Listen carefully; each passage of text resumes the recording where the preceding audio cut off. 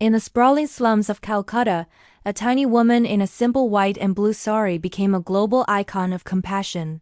Her name was Mother Teresa, but to the world, she was the saint of the gutters. Today, we're going to explore the incredible, and sometimes controversial, life of the woman who dedicated herself to serving the poorest of the poor. Born Angezu Gonshiboyaksiu in 1910 in Skopje, now the capital of North Macedonia, she felt a calling to a religious life from a very young age. By 18, she had left her home to join the Sisters of Loreto in Ireland. It was there she took the name Sister Mary Teresa, after Saint Teresa of Lisieux. Soon after, she traveled to India, a country that would become her home and the canvas for her life's work. For nearly 2 decades, she taught at St. Mary's High School in Calcutta. She loved teaching, but the widespread poverty and suffering she witnessed outside the convent walls deeply troubled her. The turning point came in 1946 during a train ride. She described it as a call within a call. The message was clear: she was to leave the convent and help the poor while living among them. It was a radical idea, and she had to fight for 2 years to get permission from the Vatican. In 1948, she finally walked out of the familiar gates of her convent, trading her traditional habit for the simple blue-bordered white sari that would become her uniform. With just 5 rupees in her pocket, she stepped into the slums. Her first mission was to start a school, but she had no building, no desks, no blackboards. So, she simply drew letters in the dirt with a stick, teaching the children of the slums under the open sky. Soon, volunteers joined her, drawn by her unwavering dedication. In 1950, her small group was officially recognized by the Vatican as the Missionaries of Charity.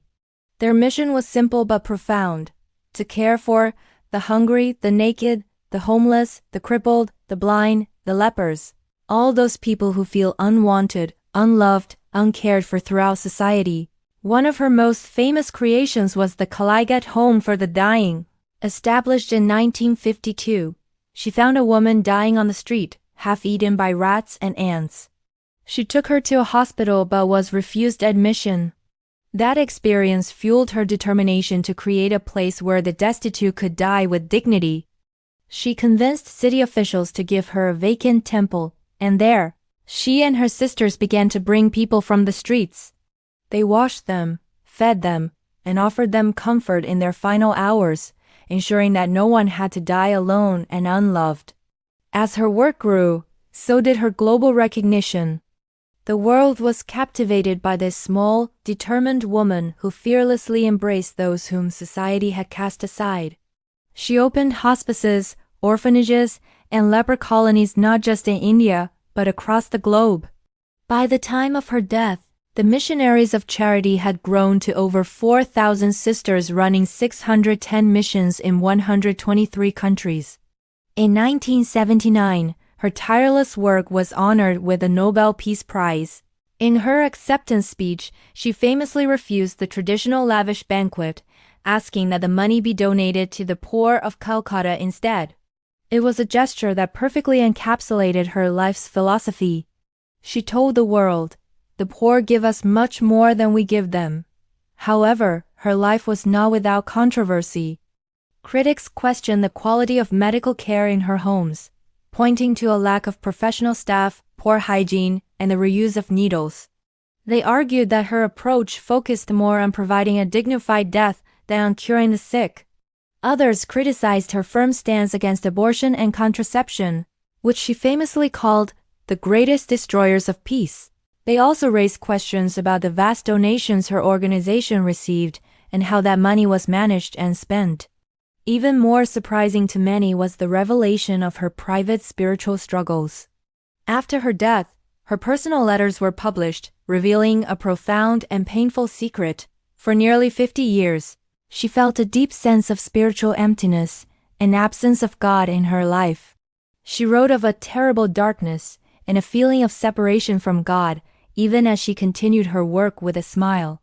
This inner turmoil makes her public acts of faith and service even more remarkable. She didn't serve out of a feeling of divine comfort, but out of a sheer, unwavering commitment to her initial calling, despite feeling spiritually alone. This duality is perhaps the most fascinating part of her story. On one hand, she was a living saint to millions, an embodiment of pure, selfless love. On the other, she was a complex and controversial figure, grappling with private doubts and facing public criticism. But whether you see her as a saint or a flawed human being, her impact is undeniable. She forced the world to look at the people it preferred to ignore. She reminded us of our shared humanity and the power of simple kindness. Mother Teresa passed away in 1997 at the age of 87. The world mourned, and India gave her a state funeral, an honor usually reserved for presidents and prime ministers. In 2016, Pope Francis declared her a saint, officially recognizing her as Saint Teresa of Calcutta. Her legacy is not just in the buildings she established or the awards she won. It is in the simple yet powerful idea she lived by.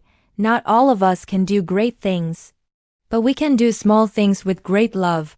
It is a message that challenges each of us to find the Calcutta in our own communities, to see the person in need right in front of us, and to act with compassion. Her life story teaches us that true greatness isn't about power or wealth, but about the love we give to the most vulnerable among us. Thank you for joining me on this journey into the life of Mother Teresa. If you found this story inspiring or thought-provoking, please hit the like button and subscribe for more deep dives into the lives of incredible people who changed our world. See you in the next one.